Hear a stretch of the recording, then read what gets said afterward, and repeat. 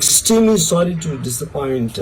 అంటే ఇప్పుడు ఏదో ఉనికిపోతున్నాను, మంచం కింద కూర్చొని ఏడుస్తున్నాను అని అందరూ what ever the media speculating, వాళ్ళందరికీ చిన్న డిసప్పాయింట్మెంట్గా ఉండొచ్చు వీడియో. ఇక్కడ పాయింట్ ఏంటంటే, I just want explain the whole concept. ఇప్పుడు నేను ఆల్మోస్ట్ ఒక 1 year బ్యాక్ ఏదో ట్వీట్స్ పెట్టాను అనే ఎలిగేషన్. ఆ ట్వీట్స్ ఎవరో మనోభావాలు దెబ్బతిన్నాయి.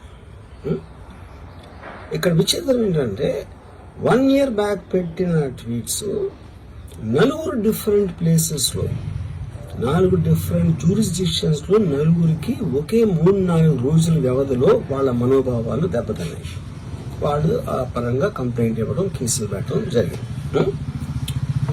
ఇక్కడ పాయింట్ 1లో ఎవరి మీద అయితే నేను పెట్టానని వాళ్ళు చెప్తున్నారో వాళ్ళకి లేదు, ఎవరో థర్డ్ పార్టీ, అసలు సంబంధం లేనివాడు.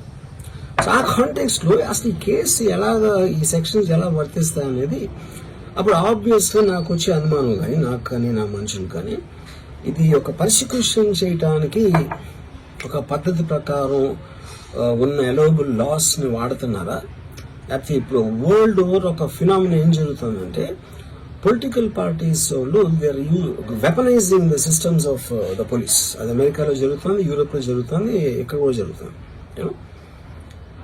అప్పుడు నేను ఏ ఒక్క వ్యక్తిని, ఒక పోలీస్ ఆఫీసర్ని కానీ, ఒక పొలిటికల్ పర్సన్ కానీ నేను బ్లేమ్ చేయట్లేదు.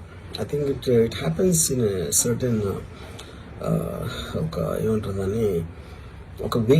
అది అందరూ కూడా ఎంతో కొంత అది చేయటానికి టెంప్టేషన్ ఉండొచ్చు.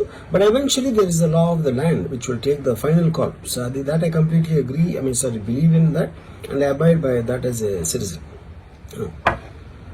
సో ఇప్పుడు ఇక్కడ జరిగింది ఏంటి, నాకు ఒక నోటీస్ వచ్చింది, నేను ఒక రిప్లై ఇచ్చాను, ఫలానా చోట ఫలానా తారీఖు నేను వస్తాను.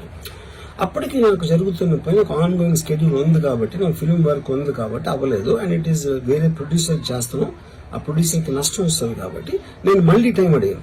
ఇదేంటి కేసు, ఇదేం అర్జెంట్ కేసు అంటే 1 year తర్వాత ట్వీట్ చూసిన అతనికి 1 weekలో అన్నీ అయిపోవాలనేది ఏమన్నా మీనింగ్ ఉంటుంది అసలు అదే దానికి?